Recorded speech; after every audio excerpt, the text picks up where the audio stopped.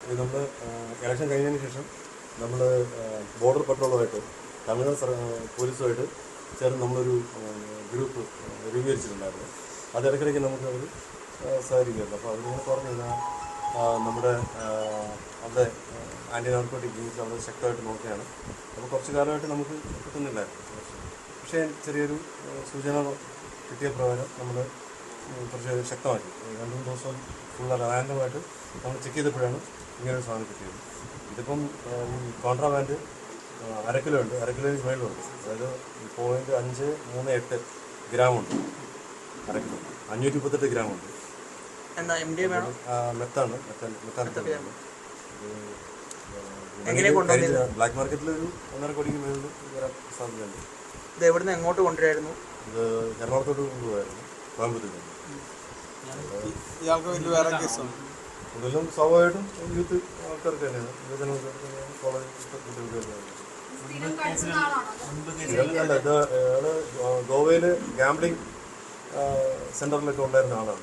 സ്വാഭാവികമായിട്ടും അതിനുള്ളൊരു സാധ്യത ഉണ്ട്. അതായത് കാണുന്നത് ഉണ്ടെന്ന് പറയുന്നത്, അത് അന്വേഷിക്കേണ്ടത്. ഇതുവരെ പ്രതിയല്ലെന്നാണ് പറയുന്നത്, അത് അന്വേഷിച്ചാലേ അറിയത്തുള്ളൂ. ഇങ്ങനെ അല്ല, അത് അന്വേഷിക്കണം, അന്വേഷിക്കേണ്ടിയിരിക്കുന്നു. കാരണം ഇങ്ങനെ ഇത്രയും വലിയൊരു എമൗണ്ട് ക്വാണ്ടിറ്റി കൊണ്ടുവരുമ്പോൾ എന്തായാലും അതിൻ്റെ ബാക്കിൽ നല്ലൊരു ബന്ധം തന്നെ കാണും, ഒരു ഗ്രൂപ്പ് തന്നെ കാണും.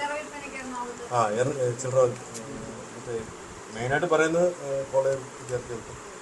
പിന്നെ 500 ഗ്രാം എന്ന് പറയുമ്പോൾ ചെറിയ ക്വാണ്ടിറ്റി അല്ല. അപ്പോൾ അത് കോയമ്പത്തൂരിൽ നിന്ന് കിട്ടിയതാണോ അത് വേറെ എവിടെ നിന്നാണോ കൊണ്ടുവരുന്നത്? കോയമ്പത്തൂരിൽ നിന്നാണോ ലഭിച്ചിരിക്കുന്നത് ഇയാൾക്ക്? അത് വേറെ എവിടെയും ചെറിയ സമയം കൊണ്ട് അന്വേഷിക്കത്തില്ല.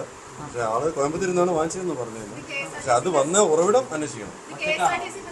അതെ, എറണാകുളം വരെ പോകുന്ന ഒരു KSRTC ബസ്സാണ്. ആളുടെ കയ്യിലൊരു ബാഗ് ഉണ്ടായിരുന്നു. വളരെ കാഷ്വലായിട്ടാണ് കൊണ്ടുപോകുന്നത്. അല്ലാതെ നമുക്കൊരു സംശയം തോന്നി എല്ലാവരും ചെക്ക് ചെയ്യുമ്പോൾ കിട്ടിയ ഒരു ഇതാണ്. വിവരം ലഭിച്ചതിന്റെ അടിസ്ഥാനത്തിൽ അല്ലല്ല, നമ്മൾ സാധാരണ രീതിയിൽ അന്വേഷിക്കാറുണ്ട്. റാൻഡം ചെക്കിങ് നടത്താറുണ്ട്, ടോൾ പ്ലാസയിൽ അന്വേഷിക്കാറുണ്ട്, പിന്നെ NH പല സ്ഥലത്തും നമ്മൾ അന്വേഷിക്കാറുണ്ട്. ഇത് അത് അന്വേഷിക്കണം. കാരണം ഇപ്പം നമ്മുടെ എക്സൈസിന്റെ പിടിയിൽ ആദ്യമായിട്ടാണ് ആള് വീഴുന്നത്. ഇനി വേറെ ഏജൻസികളുടെ കയ്യിലുണ്ടോ ഇല്ലെന്ന് അറിയണം. 1.5 കോടിയിലധികം വരും. 1/2 കിലോ ആകുമ്പോൾ അത് അതിനകത്ത് വരാൻ സാധ്യതയുണ്ട്. പിന്നെ അത് സെല്ലേഴ്സിന്റെ മിടുക്ക് പോലെ ഇരിക്കും, അത് കൂടും. അങ്ങനെയാണ് അതിന്റെ. ബ്ലാക്ക് മാർക്കറ്റിലാകുമ്പോൾ വളരെ ഇതാണ്. ഈ സ്കാർസിറ്റി ഉണ്ടാക്കിയിട്ട് ഇവർ വിൽക്കുന്ന ഒരു രീതിയാണ് അവർക്ക്. ഡിമാൻഡ് വർദ്ധിപ്പിച്ചിട്ട് വിറ്റഴിക്കുന്ന ഒരു രീതിയാണ് അവർ. അപ്പോൾ അതുകൊണ്ട് സാധ്യതയുണ്ട്, 1.5 കോടിയിലധികം പോകാൻ സാധ്യതയുണ്ട്. അന്വേഷണം ഇന്ന് തന്നെ അതിന് കൈമാറുന്നതാണ്. അതിന് അത് തുറന്നു, അത് അന്വേഷണം വേണം. അത് നമ്മൾ ഇങ്ങനെ പറഞ്ഞതേ ഉള്ളൂ, എൻ്റെ ഡീറ്റെയിൽസിലോട്ട് പോയിട്ടില്ല. ഇതിന് കഴിഞ്ഞ വർഷം എടുത്തിട്ടുണ്ട്, 1 കിലോ എടുത്തിട്ടുണ്ടായിരുന്നു.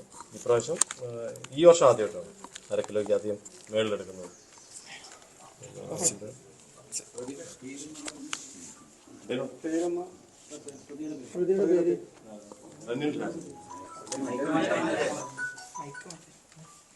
എറണാകുളം സ്വദേശിയാണ്, പുത്തൂർ സ്വദേശിയാണ്. പുത്തൂർ സ്വദേശി.